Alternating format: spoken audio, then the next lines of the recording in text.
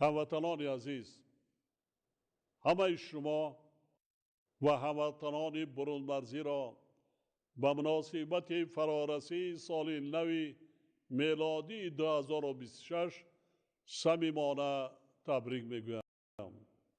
با هر یک خاندان مردمی شریف و سربلند کشور تندرستی و اقبال نیک و روزگار آرام و آسوده آرزو می نمایم. سال میلادی که سپری شده ایستاده است برای تاجیکستان محبوب ما باز یک سال بابرار و تاریخی و سال دستاورد و پیشروی‌های نظررس گردید.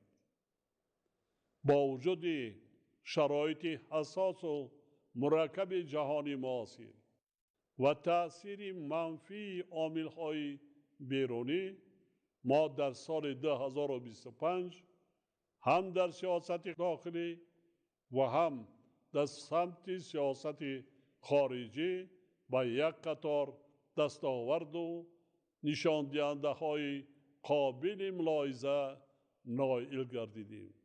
این پیشروی ها، دستاوردها چند روز پیش در پیام رهبر دولت به طور مفصل تحلیل و بررسی کرده شدند.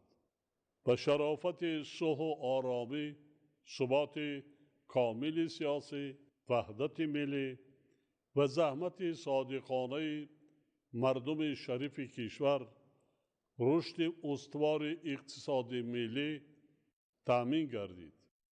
برنامه و نقشه های مهمی که در دایره هدف های استراتژی ملی قبول شدند در سال 2025 با مرام عملی گردیده بر رشد ساحه‌های اقتصادی و اجتماعی مملکت تکان جدی بخشیدند و ما به هدف‌های گذاشته‌مان خیلی نزدیک شدیم.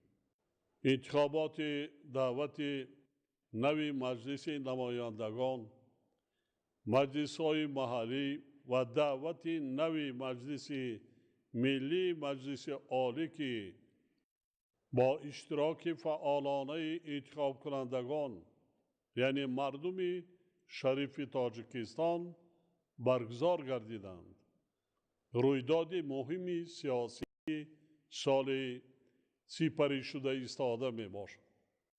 این چهاربینی مهم سیاسی بر رشد سیاست داخلی کشور مساعدت کرده، باعثی در عرصه بین المللی باز هم بالا رفتن آبروی دولت تاجیکان همچون دولت دموکراتی و حقوق بنیاد و دنیوی گردید. مردم کشور از جمله صاحبکاران و شخصان سخاوت پیشه صادقانه و صاف دلانه زحمت کشیده کارهای سازنده و بنیادگرانه را وسعت بی سابقه بخشیدند و هزارها انشاءات استحصالی و اجتماعی از جمله کارگاه و کارخانه های صنعتی، راه و پلها، کودکستان و مکتبها و مؤسسه های طبی و خدمت رسانی بنیاد کردند. در این لحظه های ادانه به کل مردم وطن دوست و شرافتمند کشور، صاحبکاران و همه آنهایی که در روند سازندگی و آبادانی سرزمین اجدادی سهم گذاشتند، صمیمانه سپاس و منتداری بیان می نمایم. همچنین می خواهم خاطر نشان نمایم که با مقصد باز هم بلند برداشتن هویت ملی، تربیت وطن دوستی و خودآگاهی و خویشتن شناسی مردم و در نوبت اول نورسان و جوانان، شاهنامه بیزوال ابوالقاسم فردوسی نشر و به هر یک عائله مملکت دسترس کرده شد. شاهنامه سرچشمه جاویدانه ارزش‌های هویت ساز ملی و افکار و اندیشه های وطن دوستی و استقلال خواهی تاجیکان می باشد و باور دارم که آن با تحکیم و تقویت حس ملی تمام قشرهای جامعه ما تکان جدی می باشد. تقویت هویت و حس ملی، وطن دوستی و وطن پرستی و حمایه استقلال و آزادی برای ما امر نهایت مهم می باشد. زیرا در شرایط جهانی شوی وضع به عمل آمده است که با ارزش‌های ملی خطرهای زیاد تهدید می‌کند. محض به همین خاطر ما سال 2026 را سال وسعت دادن کارهای آبادانی و سازندگی به تقویت و تحکیم هویت و خودشناسی و خودآگاهی ملی اعلان نمودیم. سالی که سپری شده ایستاده است برای ما از لحاظ دستگیری تشبس‌های بین المللی کشورمان نیز سال بابرار و خاطرمان گردید. علاوه بر ابتکارات سالهای قبلی، امسال نیز از جانب مجمع عمومی سازمان ملل متحد یک چند پیشنهاد تاجیکستان و تنها 12 دکبر دو تشبس آن با قبول قطعنامه ها پذیرفته شدند.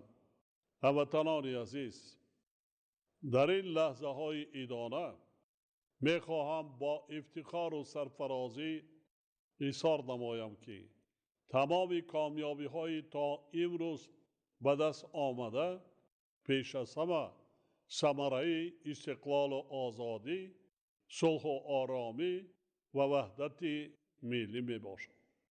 همچنین با صمیمیت ابراز می دارم که رسیدن به چنین روزهای آرام و آسوده نتیجه عزم و تلاش های صادقانه شهروندان کشور و پشتیبانی آنها از سیاست پیش گرفته دولت و حکومت مملکت می باشد. سالی که فرا می رسد هم از لحاظ سیاسی و هم از نگاه اقتصادی و اجتماعی سال خیلی مهم 35 سالگی استقلال دولتی تاجیکستان عزیزمان می باشد و ما باید با افتخار این جشن بزرگ کارهای عظیم را به انجام رسانیم. در رابطه با این از هر یک فرد مانند ناموس جامعه و تمام مردم زحمتکارین کشور دعوت به عمل می آورم که برای باز هم آباد و زیبا گردانیدن وطن محبوبمان، پیشرفت دولت صاحب استقلالمان، یعنی به خاطر وطن سازی و دولت سازی و باز هم بهتر گردانیدن شرایط زندگی هر یک عائله مملکت بیش از هر وقت دیگر تلاش و کوشش نمایم. هموطنان عزیز ما از واقعه و رویدادهای جهانی نابسامان و پرحوادث امروزه خوب آگاهند. این روندها هر فردی وطن دوست و وطن پرست با ننگ ناموس، خودآگاه و خویشتن شناس و کل مردم کشور را هشدار می دهند که تمام سعی و تلاش خود را به خاطر حمایه استقلال و آزادی، تحکیم صلح و آرامی، ثبات سیاسی، وحدت ملی و رشد و ترقیات دولت صاحب استقلال تاجیکان سفربر سازند. در شرایط رشد بی‌سابقه علم و تکنیک و تکنولوژی ها ما باید به تربیت فرزندان، یعنی نسل‌هایی که آینده ملت و وطن می باشند، اعتبار اولین درجه دهیم و برای آنها شرایط بهترین تعلیم را مهیا نماییم. ما باید هرچی بیشتر کارگاه و کارخانه های استحصالی بنیاد کرده برای هموطنانمان جایهای کاری تأسیس دهیم. باور دارم که در این سمت صاحبکاران و سرمایه‌گذاران با ننگ و ناموس وطنی منبت نیست فعالانه سهم می‌گذارند. با اعتماد کامل ابراز می‌دارم که همه ما خود دو بزرگ تاجیکستان بیشتاسا با اتحاد و سرجمی وطن اجدادی خود را آباد و زیبا، دولت صاحب اختیار خویش را نیرومند و پیشرفته می‌گردانیم و نفوذ و آبروی آن را در عرصه بین المللی باز هم بلند می‌برداریم. با چنین نیت‌های نیک بار دیگر کل مردم شرفمند تاجیکستان و هموطنان برون مرزیمان را با فرارسی سال نو میلادی 2026 صمیمانه تبریک گفته به هر یک خاندان کشور پیش از همه سلامتی و خوشبختی، فیض و برکت زندگی و به تاجیکستان محبوبمان پیشرفت و عادی باز هم بیشتر را آرزو می نمایم. سال نو میلادی 2026 مبارک باشد هموطنان عزیز.